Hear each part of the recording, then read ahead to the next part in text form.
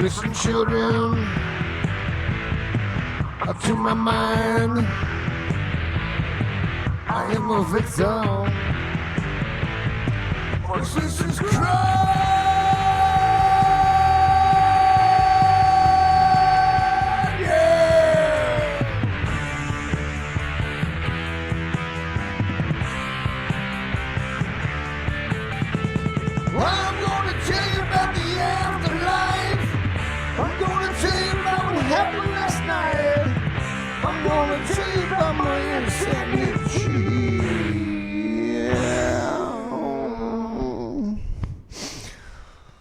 I'm a little off with my singing today.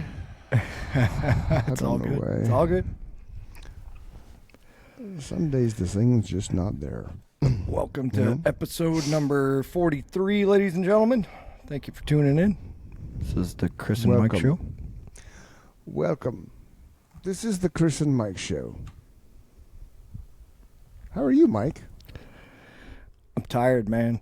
They put me on 10-hour days, and takes some getting used to. Not going to lie. It was nice having 3 days off. Not going to lie. Yeah. 10 hours is a long day. So you do get Friday off, so that's worked out so far. Well, it's only 1 week. It's worked out to where you have Fridays off, though? So far. Yeah. So far. We'll see what happens. Yeah. If that continues, then that could be a viable option. You got to work today. Yeah. Yeah. So you 10-hour days or 12? 10, right? 10. They're offering 12s, but I said, nah, I'm good. 10-hour days. 10's enough. Oh, that would fucking suck, man. It is what it is. I mean, 12 I'd much rather do this. Yeah. So, as I said before, and I'll keep saying, just let it play in the background and turn the volume down. Just let the counter keep counting. However many devices you got, just leave us playing in the background. We'd appreciate it. Thank you for your support. We do, and we're very good ambient white noise, especially when my ghosts are fluttering about the house. It's a really good thing. So, like the ghost. The ghost. I don't know if Jake told you the story or not, but Jake was in the bathroom at the van. He did not. Okay, and if we had the technology, I could take you on a tour. But so vanity, and then you have your toilet, then you have your tub. Well, inside the tub wall. For those of you can't see us, you have no idea what I'm doing with my hands. There's a little cutout for your shampoo and your body wash, shit like that. Okay. So the shower curtain was drawn open. Jake's brushing his teeth or something, and the shower gel leaves the shelf, travels in the air, and hits Jake in the leg. Now, boys and girls, there was not an earthquake that day. There was nobody else in the bathroom except Jake. I don't even think Nickie and I were home at the time, so he was all alone when this happened. And it was no different from when the pillow left the chair and hit Nickie on the cute little ass that she has. Defying Jake gravity. kind of called bullshit on that until Jake called bullshit until the shower gel, whacked him, and there you go. And then the other night, it was one of those fun little nights. And you and I have talked about this before: the compression, the sinking in the bed. So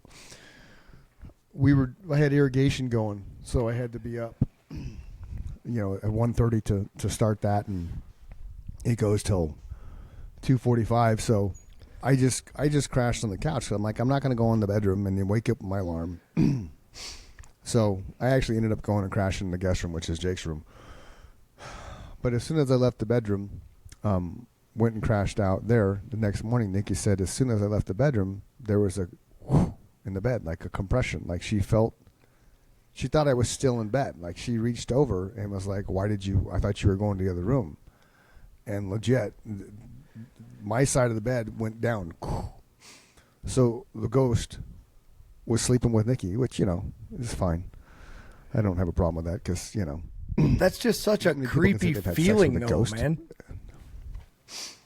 Right. It is. Well, when for you're her, the one laying, I don't give a shit. I think it's, yeah. When you're the one laying there, yeah, and you're the only one in the room, or worse yet, you're the only one in the house. Yeah.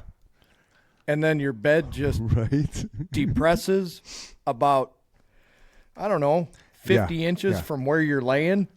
It's like, wait a minute. It's not even close to me. You know, I could justify it if it was happening like right next to my leg or something. Oh, well, you know, it's just one of those weird.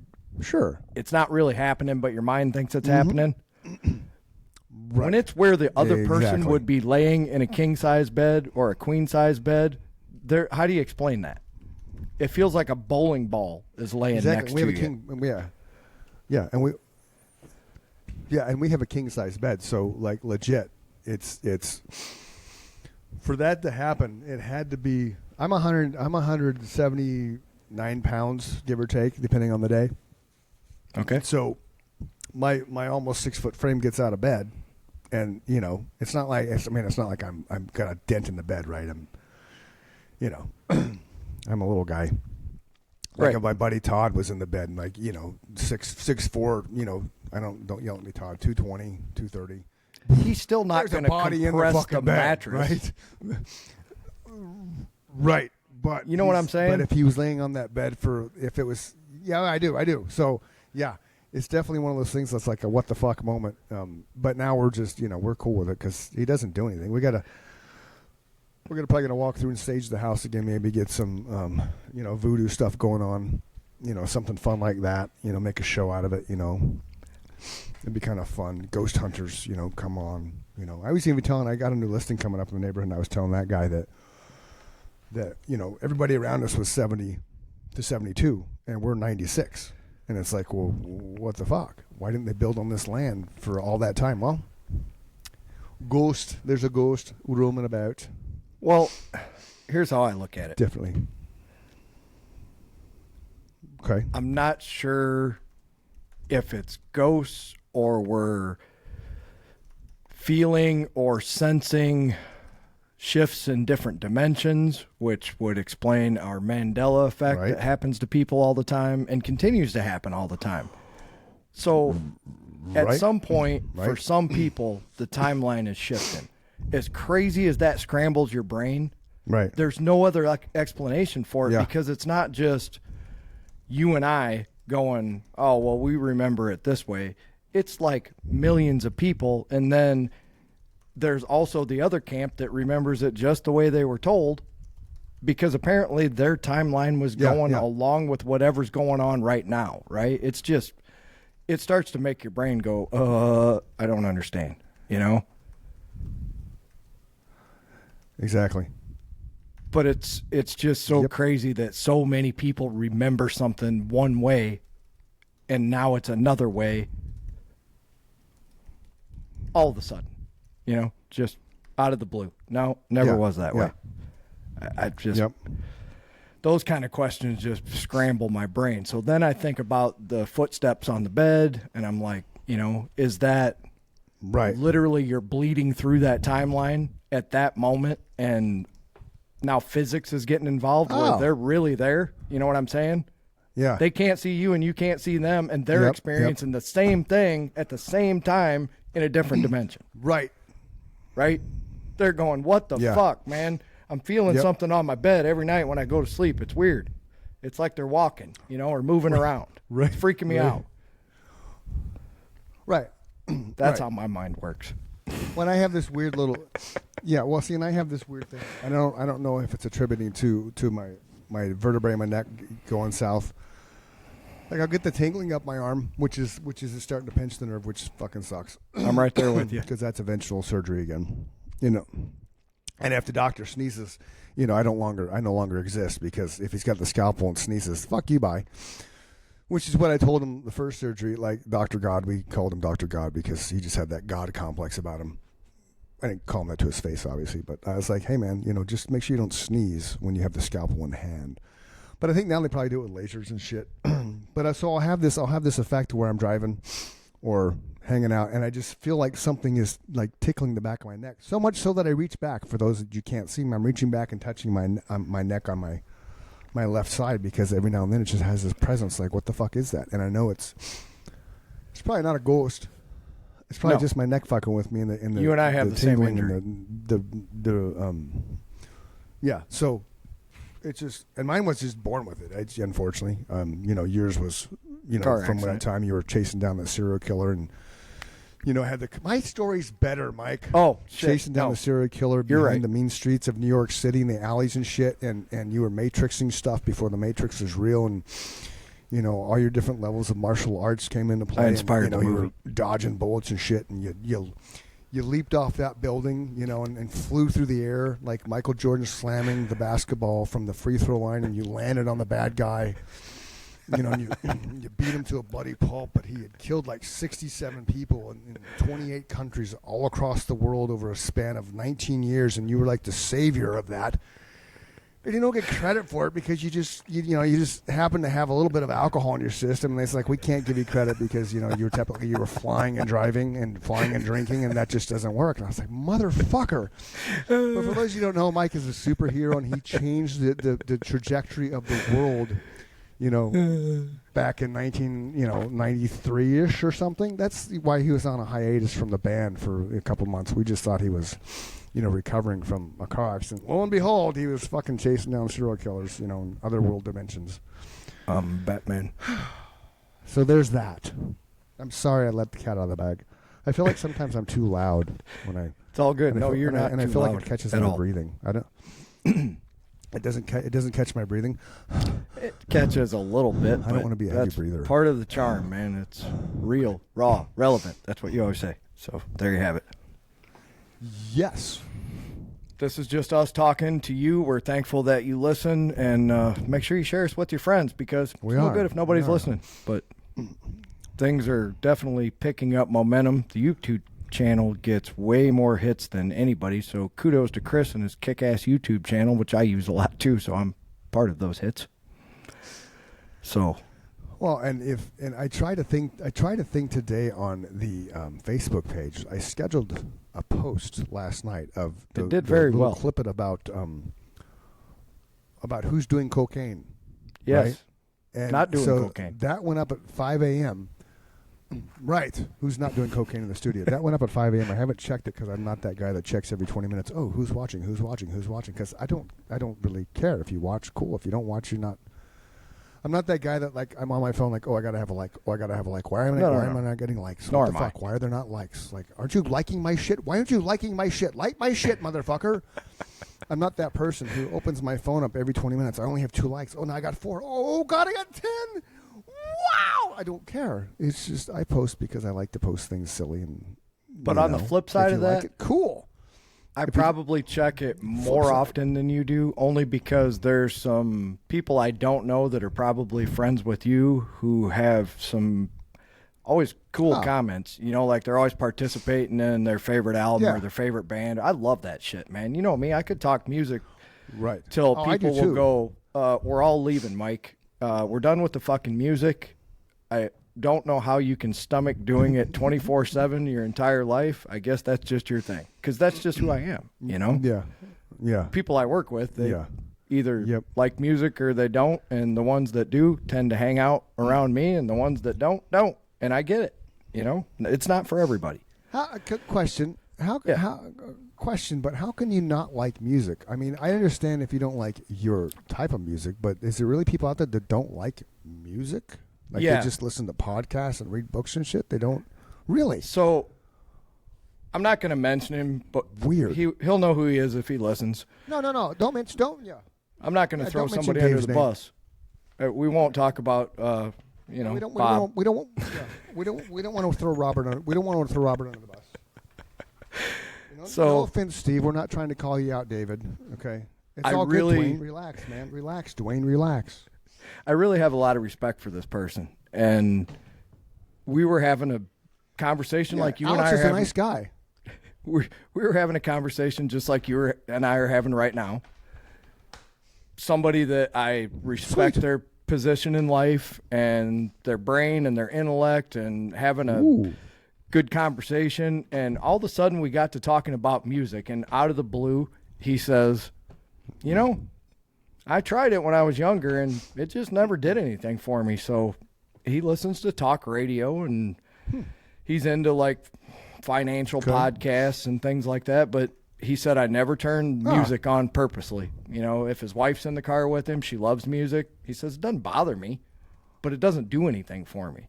He said where it's your whole life and it moves your soul, it does nothing for me. He's the only one I've ever met that actually put it into those words where, you know, I believed him. Some people are like, I don't like your kind of music. I get that. But I've never had somebody just say, I don't like music. Yeah. First one. And that's what I was asking, because I was like, yeah, how can you not like music? I get that you may not like my stuff. But yeah, that's a trip. I got to run over there, get a cord. Do a commercial real quick. Okay. This episode of the podcast, or this portion of the episode of the podcast, is brought to you by the Real Estate Guy. 602-321-6188. Holy crap, I remembered his phone number. That's a miracle. If you want to buy or sell real estate in the state of Arizona, call that guy right there that's about to sit down in the chair, because he will lead you in the right direction. Hello. It was a real estate guy. Did you commercial about me? Commercial. I did, and I actually remembered your cell phone number. I'm so proud of myself. It just came out just like you say it. That was the best part. It had the same rhythm. He always says it the same way, ladies and gentlemen. It's really funny? That's why people remember it. Yeah, and that's, dude, straight up. 602-321-6188. When they were little, before... Yep. My kids, when they were little, before they learned anything, before they even knew their entire full name, they knew my phone number. They knew their dad was Chris Dunham, the real estate guy. Because they heard me, like, all the time. When I call you up, hey, it's Chris Dunham, the real estate guy. I'm looking for John. I'm looking for Steve. Whatever.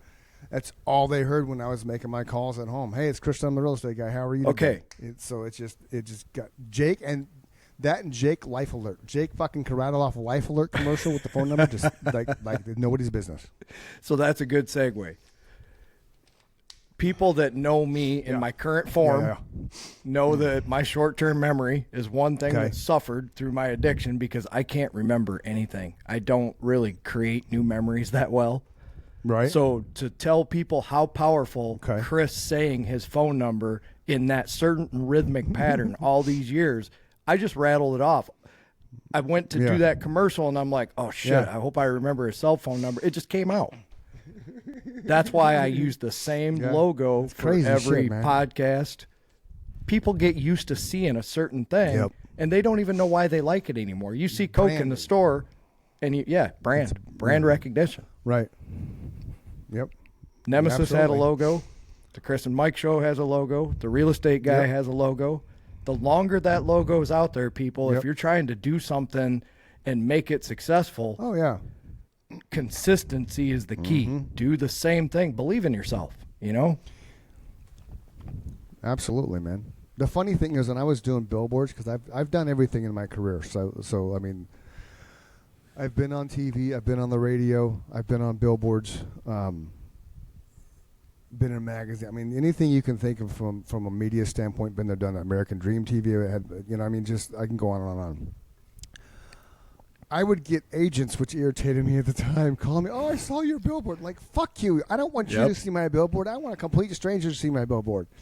But what that did was it just kind of showed that, he's there, he's marketing, he's standing out, he's, and that's what was kind of cool about it, because the sheer fact that I was doing it, and it was keeping my brand in front of people, which is cool. So it's,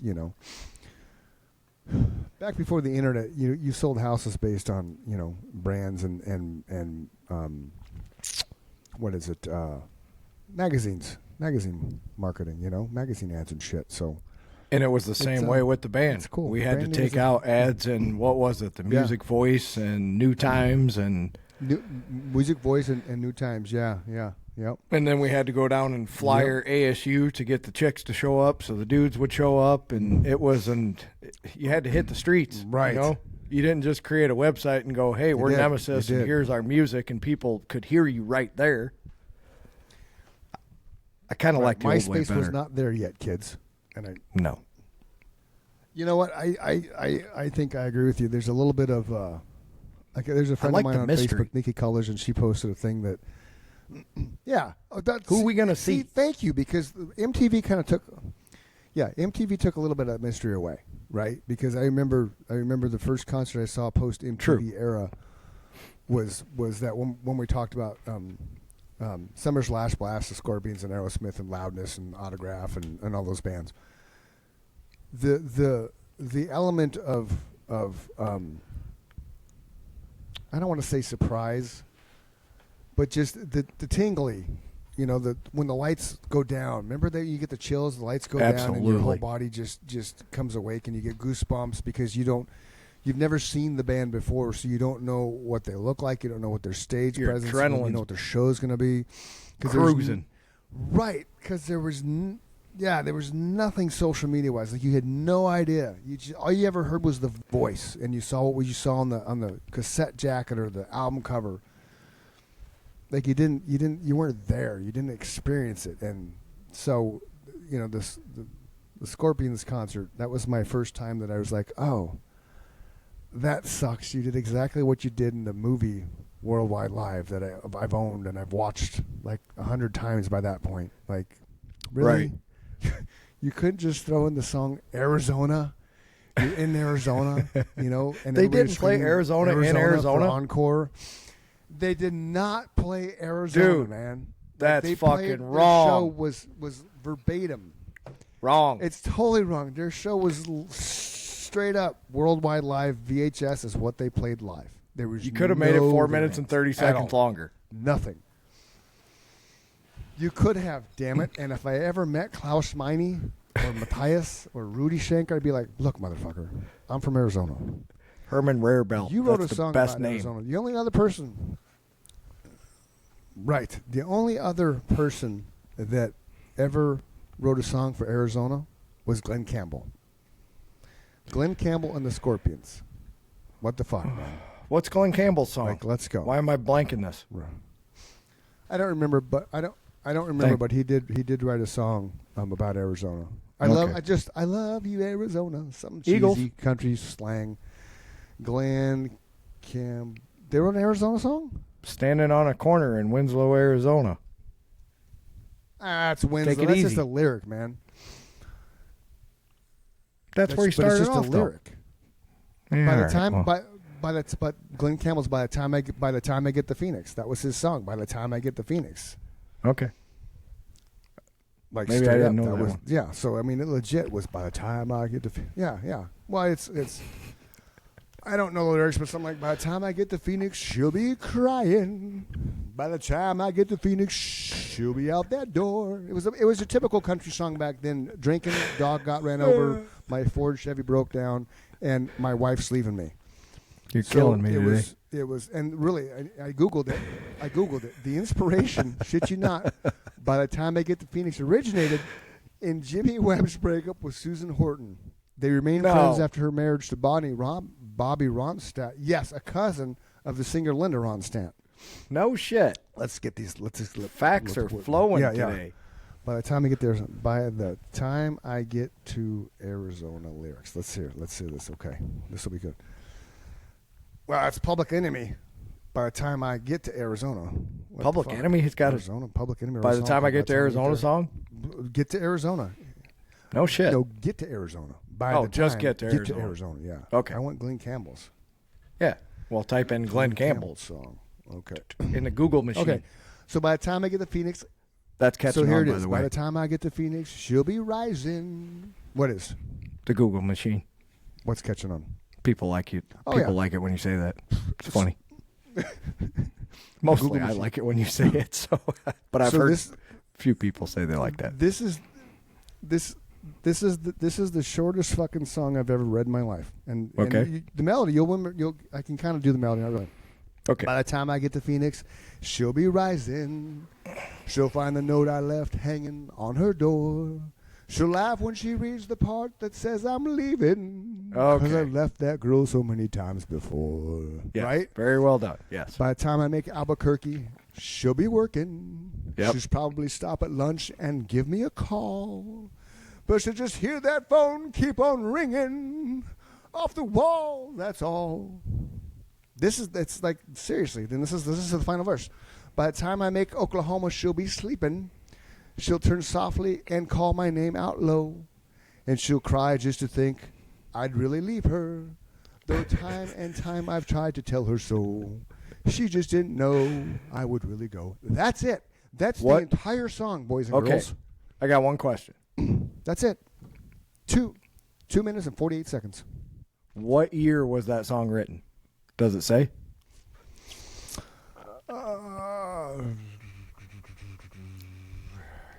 I can find out. You know why? Okay, because you got the Google machine. So the reason I asked that question is I don't know if people realize 1965. Okay, that's okay. That's why I wanted to know. I'm not sure where the cutoff. Yeah. It was in the 70s somewhere, but before 1970, you could not have a song on the radio that was longer than 3 minutes. That was the American public's attention span back then. It was about 2 minutes and 30 seconds. Yeah. And now it's 20 seconds. Where have we gone wrong, boys and girls? Well, here's where we went. We went from 2 minutes and 30 seconds from, the 40s, 50s, 60s to Tool, but regressing all the way back down to 20 seconds. Chris and I know because we watch analytics on our reels. He less than me. We do. I do keep track of it, and he's right. Your attention span is about 20 seconds. Sometimes it's 18 seconds. Yep. And these are facts because I can see the graph. So I did not really anticipate that it was that short. That's kind of sad. I didn't either. It is sad. I mean, I'm a guy who will sit down and listen to a 6-hour podcast about the decline of the European civilization as it relates to Napoleon. And that's a true story. I love shit like that. I tried to watch. Yeah. Do you ever watch that movie Joaquin Phoenix? What was it? It was Napoleon. I think that's what it was called, just Napoleon. I tried to watch it. I just couldn't. It's amazing on Apple TV. It was too weird. Okay, I'll have to go back into it because to me it was just weird. I mean, just. But he was a weird individual, for the most part. He was. So maybe that's why. Not Joaquin, but Napoleon. But Joaquin's kind of weird too. But correct. If you have a cleft lip half your life, you're going to be weird. It's a bummer about his brother dying. Years and years ago. Remember River Phoenix? Yes. Died outside of Johnny Depp's the Viper room. The Viper room. Overdosed. Yep. Yeah. That was in the 90s, wasn't it? Yeah. Don't do drugs, kids. That was in the 90s. It was in the 90s. Yes. Yeah. Don't do drugs, kids. Don't do drugs. You'll die. It's not only that, man. If somebody asked me if anything good came out of doing hard drugs, the answer is always no. Absolutely not. There was no... Yeah. I couldn't name one thing where I could say, oh, yeah, if I hadn't done cocaine, I never would have been able to do this. Had I not smoked pot, I never would have became the guitar player that I am today, and that's a true story because it gave me the focus and the expanding of my mind and letting go of my ego, and it's definitely an herb and it's definitely a medicinal plant. If you ask me about hard drugs, and I'm sure anybody that Chris knows that has done them will tell you the exact same thing. If you say that there was a positive that came out of doing any of that, you're a fucking liar. There just isn't. Right. Agreed. And that's what gives the other drugs that are positive 100%. A bad name. There's plenty of drugs out there that are good, pharmaceutical and otherwise, Yeah. But to lump them all in the same category is ignorant. Well, and speaking of drugs, Mike, if you brought up the pharmaceutical world, did you see the bullshit that Matthew Perry's death has led to 5 different arrests? Yes, I did. Okay, number one, Matthew Perry, grown-ass man who willingly took the medication that he was prescribed. Chances are he actually sought some type of medication, and you cannot tell me that the pharmacist who gave Matthew Perry all his pills didn't know whether they were toxic cocktails or not. So when this bullshit goes down, and if you hate me for these comments, great. These are reality. Share folks. this and slam me. Yes. Share this podcast all over the place and just slam me for being an asshole when it comes to Matthew Perry's death. Because guess what? What a dick. The dude spent decades. But check it out. Devil's advocate. Matthew Perry I love spent him. decades battling addiction. Right, but he spent decades battling addiction. You've battled addiction. I battled addiction. Some people win the battle. Some people lose the battle. That's why we is what can it is, have these flippant right? attitudes. We know. We've been there. Exactly. So we have been there. So when you as a family are so blind and ignorant to the power of his addiction, because that's what it comes down to. Because I guarantee you, the Friends cast and crew is not chasing down the doctors that prescribed him meds and the pharmacists that doled out the pills and shit. This is the family who have to point the finger somewhere else. Fuck you. Stop pointing the finger. Pointing the finger does nothing. If I pointed the finger of my life, how I grew up, I would be 6 feet under because I would have wallowed in my despair and blew my head off, okay? Stop pointing fingers and fucking man up and come to the conclusion that Matthew Perry was an addict. Can I tell you Matthew the Perry key? cannot survive without some kind of drug, phase. Yes. What's the key, Mike Michaels? Can I tell you the key statement that you made in this whole rant, which was beautiful, by the way, and all actual factual, as somebody that I know very dearly likes to say. I like that comment or statement. Thank you. Whatever you say. Actual Anyway, factual? Yes. Factual. It makes me laugh every time they say it. So I'm going to throw it out there. Right on. And I'm going to say that the actual factual statement that Chris made there was he probably, and I said most definitely, sought out the drugs that killed him, because that's the part that I've been through. And I know when your body needs it, and I have witnesses to people who have seen me at the worst and knew for a fact my body needed it. I got all the way down to 128 pounds. Like, I look like a fucking Ethiopian, man. Like, my mom said it was indescribable how skinny I was when I got off that plane. So, wow. That was in the throes of my addiction. So I can back up what he's saying because I fucking been there. When your body needs drugs to survive or you'll die, you'll do anything to get them. And there's people who will provide them to you willingly for money. Guess what Matthew Perry had a lot of? He had a lot of money. So money. And he had tons of, like, they dropped what he had in his bank account when he died. I'm like, holy shit, that dude, even though an addict, even though, went down the path of drugs and alcohol for decades. We're not talking 1 or 2 years, kids. This was like a 20, 30-year battle with him. And if you're up and down in rehab and shit, that fucking takes a toll on your body, as Mike and I can both attest to. Now, luckily, I wasn't up and down because when I stopped, I stopped. So Mike's battles were a little bit longer than mine were as far as the up and down waves and shit. But that takes a major toll on your body and your organs and your just your psyche, and mentally draining, physically draining, and joints aching, all that kind of shit. Tom Petty took a lethal dose of medication because he was in so much pain. Hearsay, mind you. He was in so much pain from his age and his hips and shit that he was just done. Now, whether you think he committed suicide or whether he just went to sleep with a nice cocktail of mixed barbiturates and shit, I hope he did what made him happy. Remains to be seen, but he took what he took because he was in insurmountable amounts of pain, and he was tired of dealing with the pain, so he wanted to go to sleep. That comment I meant. So, and again, that's hearsay. I hope he did what made him happy. Right. Yeah. Right. So you can't sit there and tell me that these 5 people associated that lived around Matthew Perry and prescribed and released the drugs and shit they're at fault. I'm sorry, they're not at fault. No. Neither one of them held a gun to Matthew Perry's head, said, "Take this, take this, take this." None of them.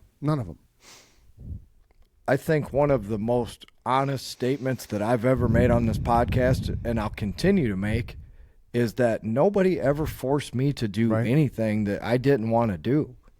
Unfortunately, I became physically addicted to drugs. That's unfortunate. Then you have to have them to survive. But nobody made me do the amount that I did. It was all my choice. There's no other way to put it. I'm trying to think of a more eloquent way to say it other than to say I asked for whatever I got or I participated in it willingly, If you want to say I was at the wrong place at the wrong time, you can put it that way. That's not really the case because I've always been me. I got a fucking brain in my head, You can't really force me to do something I don't want to do. Have you met me? Kind of stubborn. And that's my thing. That's my whole point. Like, I'm not right, and I'm not discounting the struggles for those of you that never tuned in before. You're just listening. You think I'm probably being an asshole. I'm not discounting the struggles of addiction, nor is Mike. We understand. We've both been there, done that. For those you don't know, I'm hitting 20. Yeah, I'm 20 years sober in February. Mike's got how many years now? Oh, at least 15. 15. Right. So and he had more than just alcohol. So you're listening to two people that have a complete first person impression and understanding of addiction. And you're not going to bullshit us. And the trials with it, the struggle. No, we are not fucking just sitting here talking out of our ass. This is subject matter experts. When I saw Matthew Perry, right? So when I saw Matthew Perry died, and you can tell me if you had the same thought. As soon as I knew that he died, automatically went to drugs, overdose, 100%. 100%. He was dead in a pool, if I'm not mistaken, right? He was found dead in a pool, I think. Let me Google it. Hot tub. Okay, yeah. So see, there's even fucking worse. What are you doing taking drugs, drinking in a hot tub? Especially because downers. What does a hot tub do? It slows Relaxes everything you. down.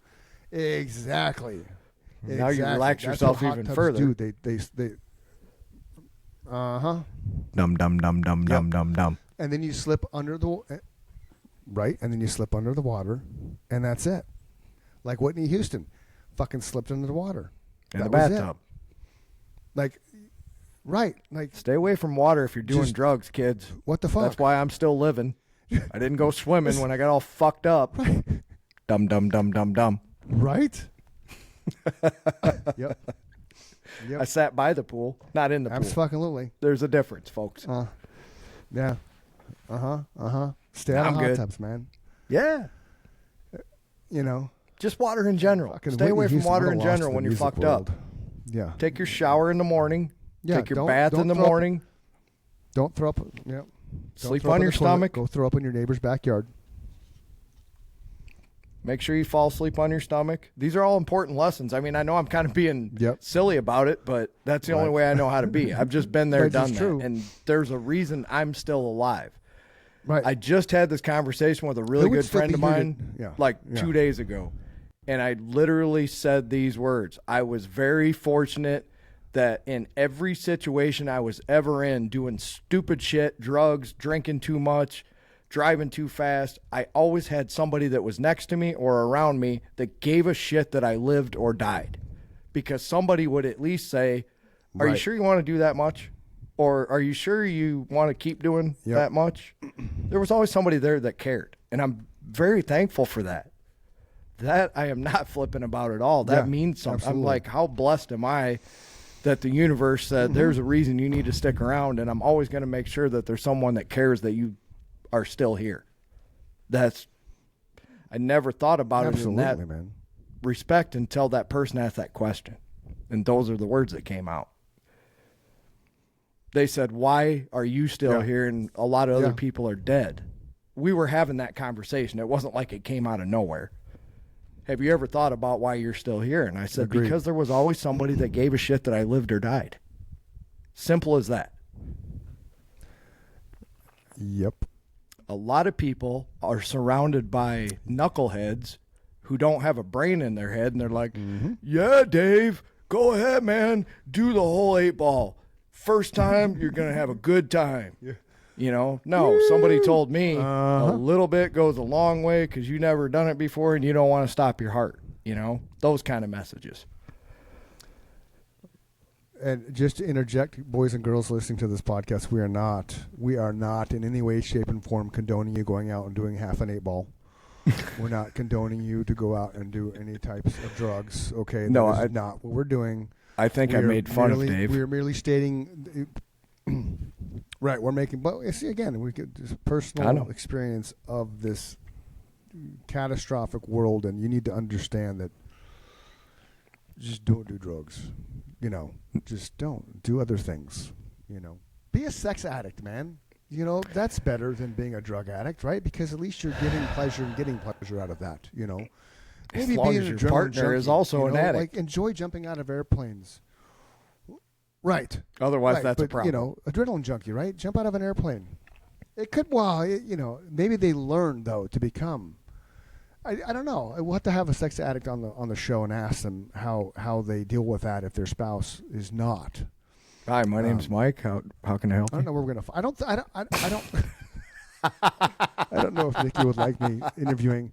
Baby, I got an interview from sex addicts to come on the show. Hey, we got to do what we got to do. I want to get into the nitty gritty about, they can come here to my studio. I'll work it out what for their them. spouses think.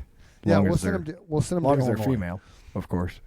I don't need any male sex addicts in the studio. Well, yeah. Well, they can be here. It'll just be, across the table. Stay closed, right. please. But you're not gonna. You're not just gonna interview adhere to only. their desires when they say, You're here to answer interview questions. Only. That's it. Interview only. Answering questions. But that would be fun. So this portion of the show is brought to you by Solar Rain, pH perfect rain water. I don't think it's really from the sky, but it's called Solar Rain, and it's pH perfect. Perfect. Is Fiji water really from there you Fiji? go. I think we had this conversation, didn't we? Maybe not. I don't remember, so let's it's Google been a lot of machine it. episodes. Where is Fiji water made? I think they got in trouble for Claiming that it was. No, check it out, dude. 100% of Fiji water is from a single source in the pristine tropical Fiji Islands and archipelago. I don't know how to say that. Archipelago. Archipelago. I'm usually really good at words, but that one threw me. An archipelago of over 300 islands Archipelago. nestled in the South Pacific. Archipelago. Thank you. Archipelago. It's 300 islands nestled in the South Pacific, more than 1,600 miles from the nearest industrialized country. It is bottled at the source in the remote Yakara Valley on the island of Viti Levu. So, yes, it is made in Fiji. Okay. I tried to tell a complete lie about them. I thought they got in trouble for. But here's something fun, though. The dark secret about Fiji water. Let's see the dark secret about Fiji water. I knew there was something. Dark secret. See?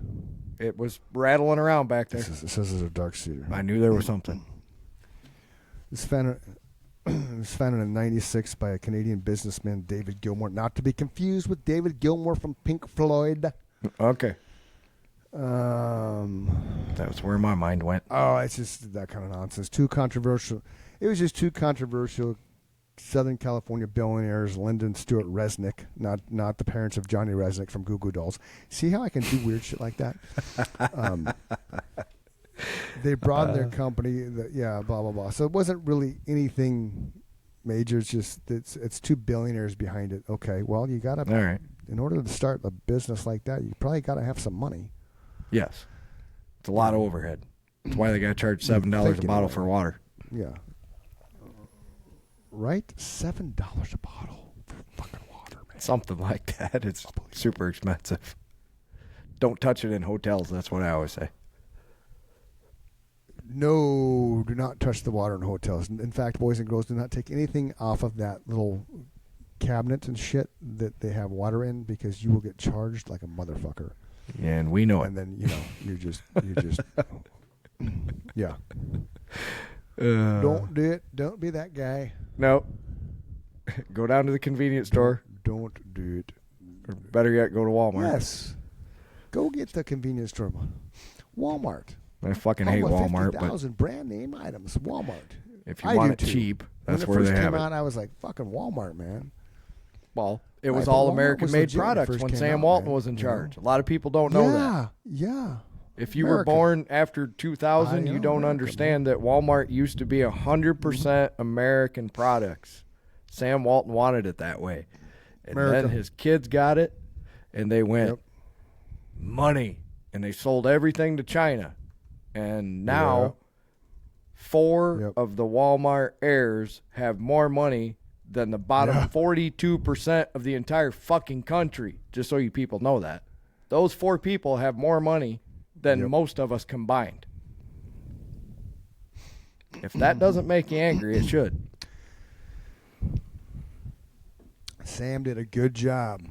Sam did a really good job building an empire for his children to dismantle and fuck. Way to go. Yeah. Children of Sam. They sold the American worker down the river. And let you blame down the river. Well, you rightfully blame the politicians because they help sell you down the river, but corporations do their own selling you down the river as well. Politicians just allow the avenue for it to happen. Got to follow the money. It's a long process. Yep, lots of money. Follow the money. That's why when most people, money, honey, we got you overseas in the jungle. Welcome to the jungle. That's a good segue. Knees.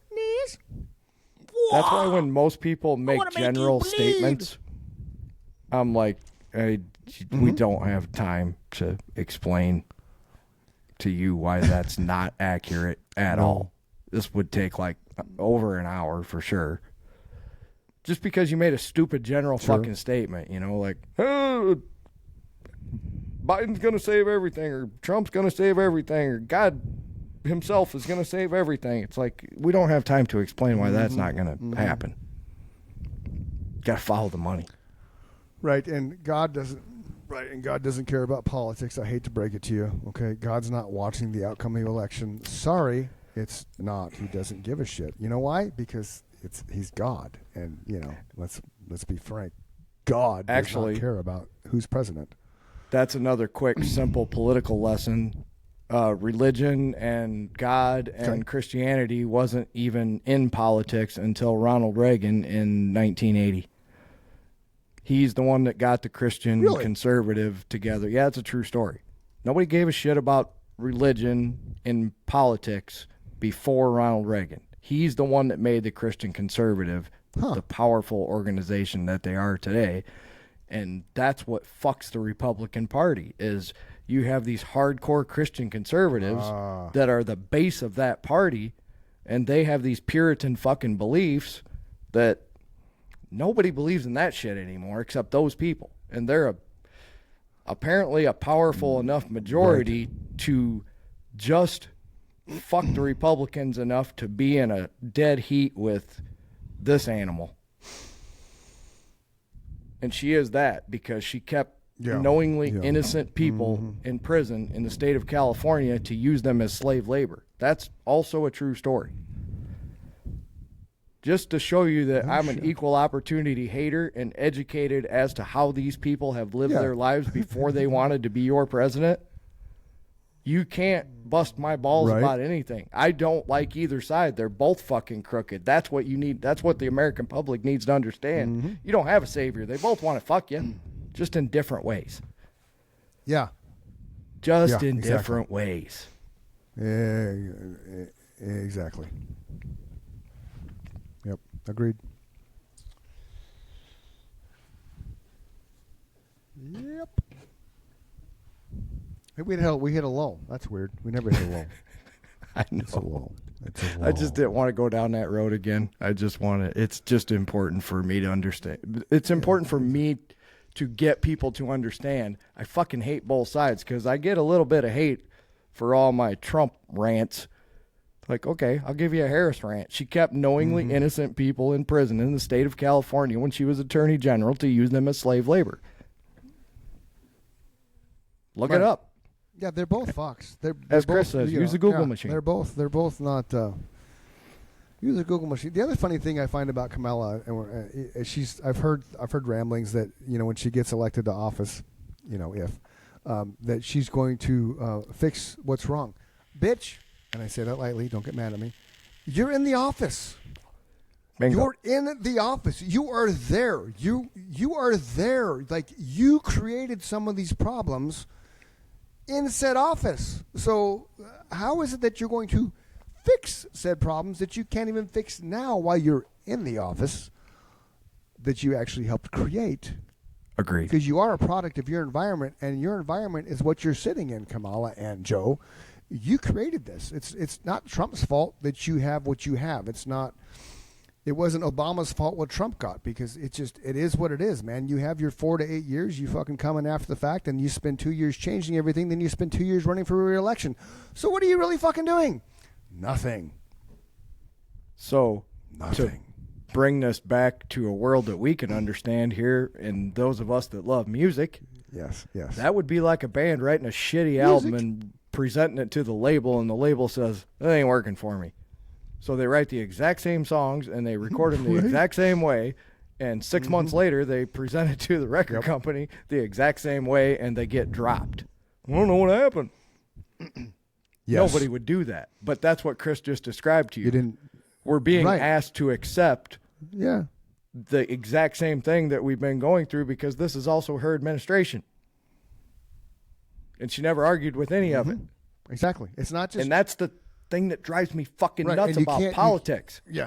Is if I'm in there, and this is why I would get fired, and this is why I can't be in management at a company I'm not in control of, is because eventually I'm going to go, what the fuck are we doing? Are you fucking serious? Yep. Absolutely. And you need people like that in your life, because I'm not perfect either, and I'm very thankful that I have somebody that's sitting across from me. You're just sitting there. You would be the first person to say, hey, man, what's up? Yeah. You know, are you okay? Yeah. Or why are you making that decision? Exactly. And I would not be offended, because I respect you. That's what we need in politics. We need two people sitting across from each other that are trying to get something done. I just heard an American citizen say today that never talks about politics ever. I'm not voting. I can't fucking stand this bullshit anymore. He says she's an idiot. She says he doesn't know what he's talking about. And that's all I hear. I don't hear how my grocery prices are coming down, how my kid's going to get a better education, how my fucking roads are going to get fixed. Right. Nothing. Nothing about how my life is over that. going to improve. Say that again. They don't have control over that. The one thing that I got before the show, say what again?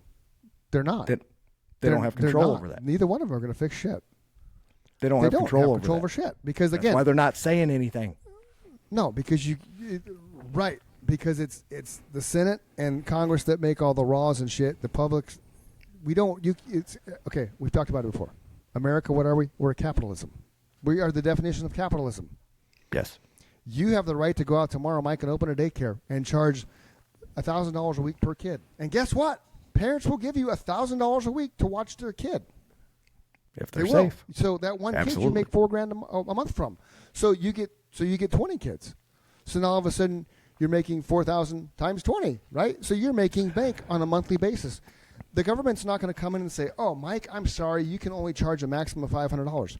Fuck you. I'll close my daycare. I'll start a new one across the street. This one's XYZ because that one was ABC. And guess what I'm going to charge? $1,000 a child per week. Why? Because I can. Because you're willing to pay for it.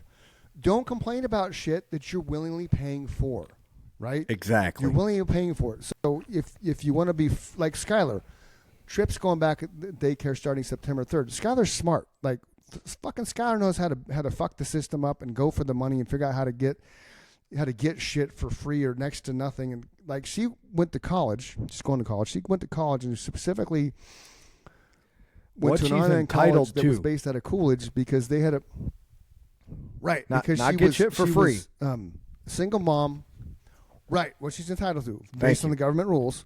Thank you. Single mom because she still isn't married. Single mom with a little man. Okay, so because of that, she registered for classes at this college that's based in Coolidge, Arizona. Part of their program was not only tuition. It was not tuition. I'm sorry. Yeah, tuition reimbursement for a child. She found that program, so she took advantage of said program, and basically, Little Man's daycare was free. When Little Man is now in preschool, there was a scholarship that the school district put out. Nickie saw it because Nickie teaches in the Chandler School District. Little Man goes to a Chandler school. Skylar filled that shit out. Little man's preschool is free, whereas last year it was $500 a month. Why? Because she took advantage of a scholarship that played right into her hands of who she is, her income, and being a single mother of him. And the most important there's ways. The most important part of your story that people need to understand if they didn't pick up on it is she is bettering herself to become a productive member of society, which I've had a few family members in my family do the same thing. They took advantage of the system that was provided by the taxpayers. Like Chris said, these are the legal rules, and both of the people that I can think of off the top of my head have been and currently still are tax-paying, productive members of society, raising children who are also productive members of society for 20 years now. So while they were the people that you, as the reason I can't be conservative and say I'm a Republican, number one, I think it's fucking stupid. It's like saying, I only root for the Bears, man, and when they lose, I go in my room and I shut the door and I fucking cry.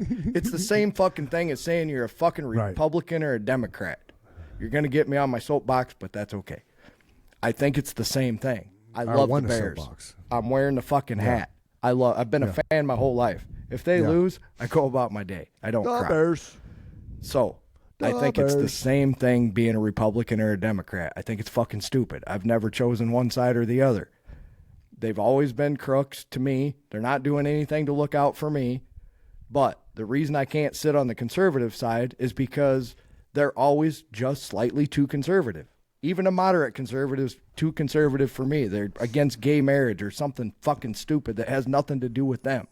Or the guy wants to look like a giraffe during the day. I don't give a fuck as long as he doesn't want me to look like a giraffe. What do I care? And I'm not even going to comment on it. I'm not that guy. I'm the guy that gets annoyed that you think that it's stupid that he's wearing a fucking giraffe costume. Who cares? I don't give a fuck. He ain't hurting me. So I can't sit on that side. I'm also not a liberal because I believe that we need a strong military, not as strong as we have right now, but a strong military. I also believe that Chris, myself, anyone that wants to, has the right to own a firearm and protect their property and their family at any cost. So you're never going to figure me out. I don't think that marriage is between a man and a woman. This country was not founded on religious fucking free. It was founded on religious freedom, not Christianity. That's the misnomer. Right. It was founded on your right to believe whatever the fuck you want. Exactly. That's why they left England, boys and girls. They were tired of being persecuted and being forced. They came here to start their own fucking way of life, which is why you have all these crazy ass religions in America. Why? Because America is a capitalistic country. Look at the most powerful country, the most powerful industries in the world when it comes to faith: Catholicism, Mormonism, Scientology. Judaism. Okay, there's a reason why. It's Scientology. Yes, there's a reason why. Because people on a whole, not talking to our listeners because our listeners are not sheep, but people on a whole are sheeps. They follow the herd. Did you see the picture, the fucking funny picture that Kamala Harris did, right? When they landed at wherever the fuck they landed, and there was nobody greeted the plane.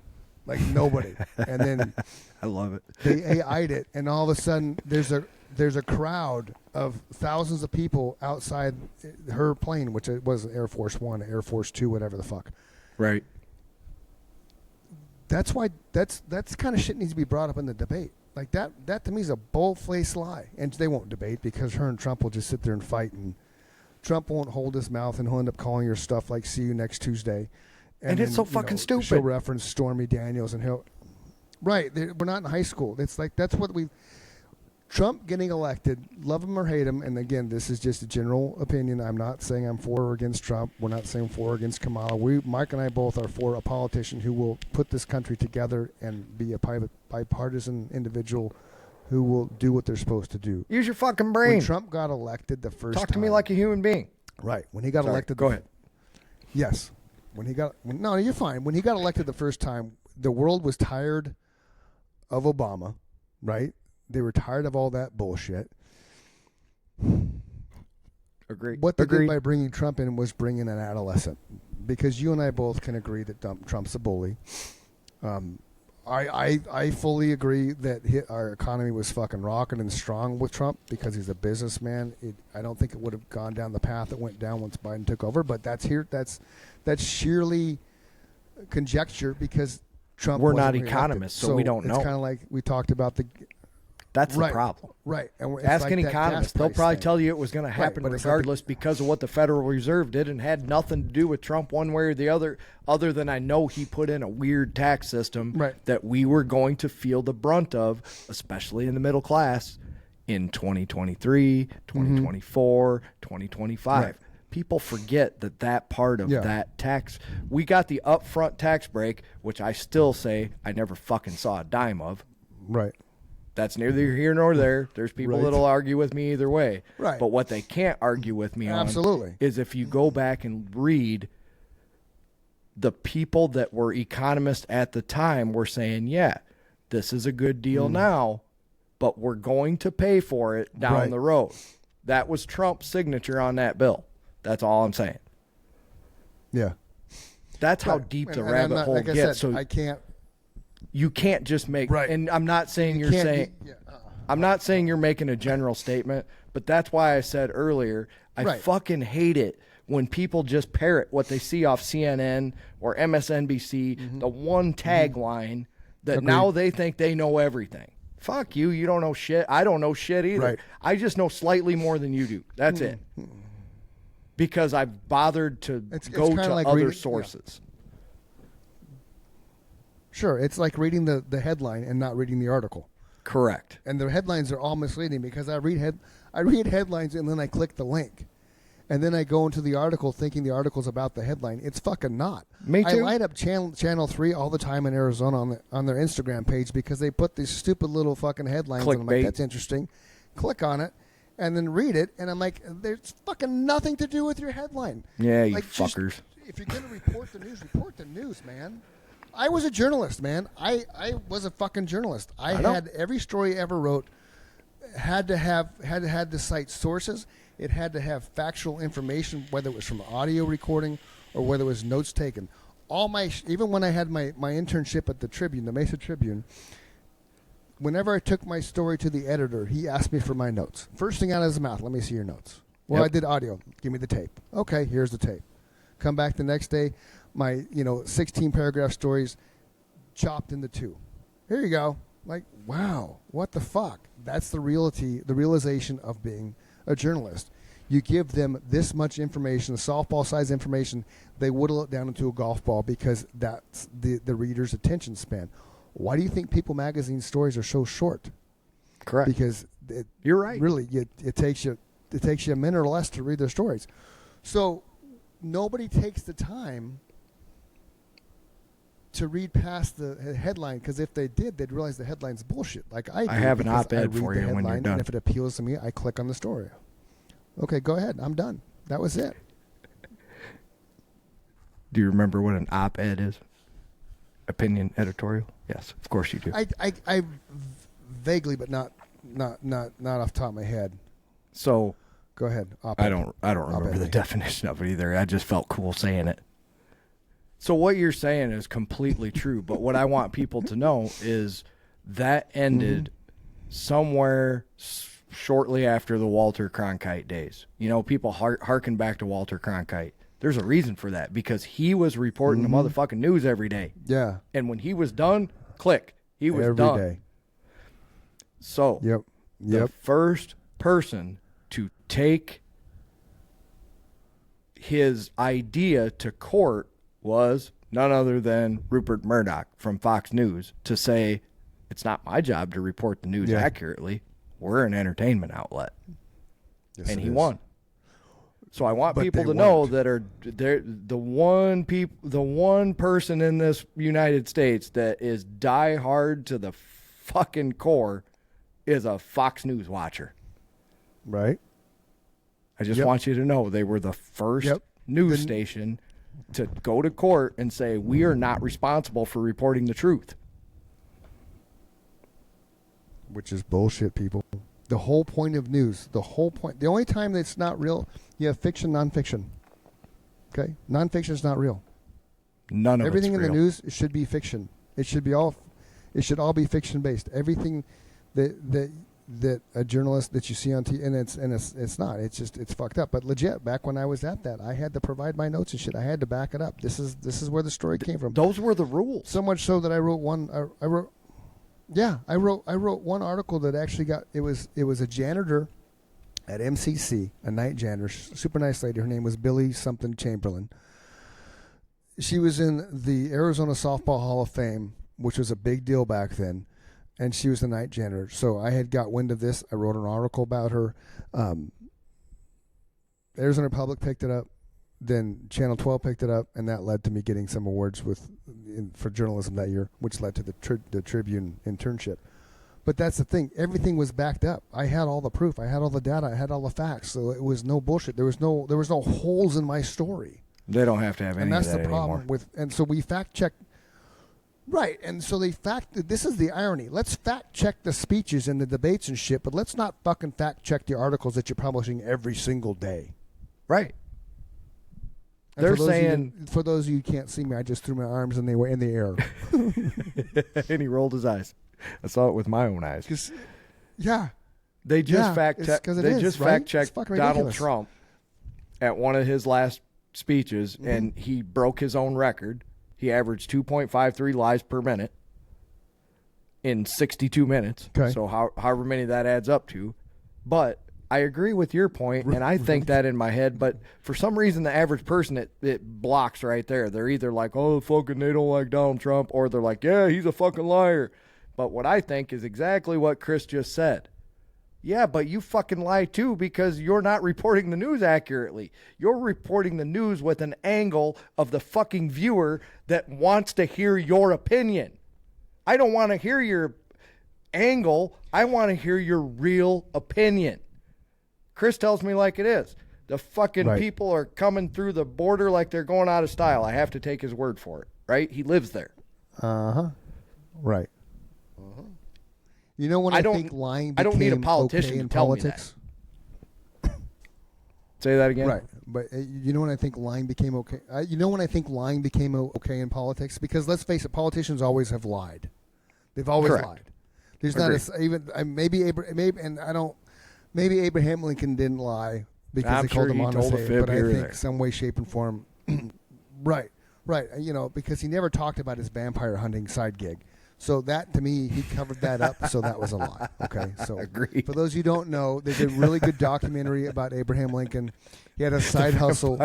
He was a vampire hunter. And back then, there legit were vampires roaming the world because it was like, that was it. Why do you think zombies came from? Like, we're all about zombies now. Well, zombies are zombies, quote unquote, because the vampires were eradicated.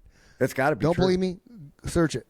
No, it's got to be true. Search I believe Abraham Lincoln, the Vampire Hunter. It's a great documentary. Fantastic. Watch it. Send us a synopsis. We'd love to hear from you. But I think that lying became okay, quote unquote, when Clinton was being impeached for diddling Monica Lewinsky It's hard in to the argue Oval that. Office. Okay.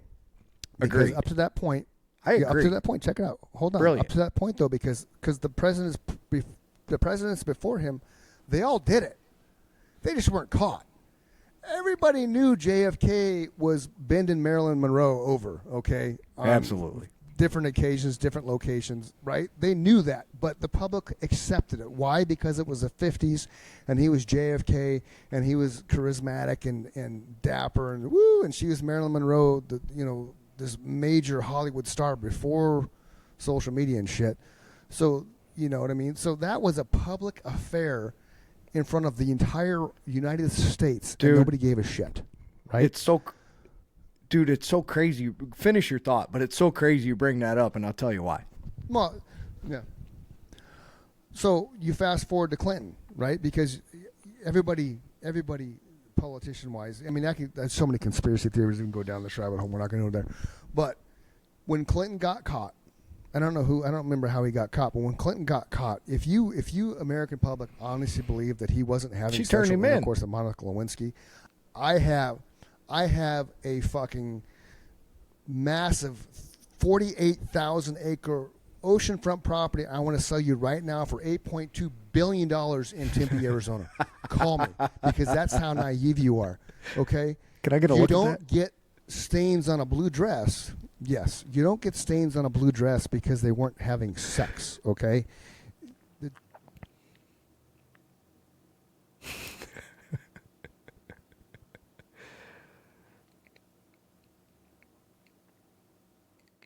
Did he really, though? Come on.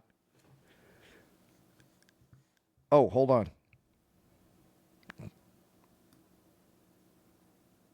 Yeah.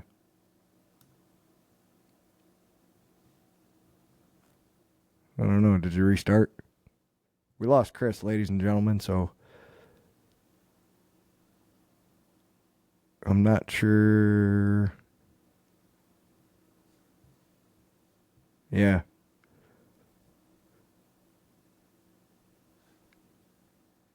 Yeah, I don't have a recording symbol for you. Yeah, I don't know what happened. We dropped him.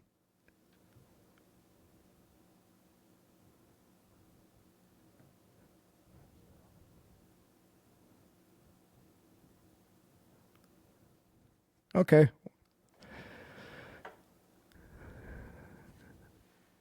So I will make a promise to the ladies and gentlemen listening right now. We did lose Chris, so I'm going to listen to where we were at because I kind of enjoyed that rant, and now I don't even remember what we were talking about. So I'm going to let all you guys go for this episode, number 43. We thank you for tuning in and sharing us with your friends.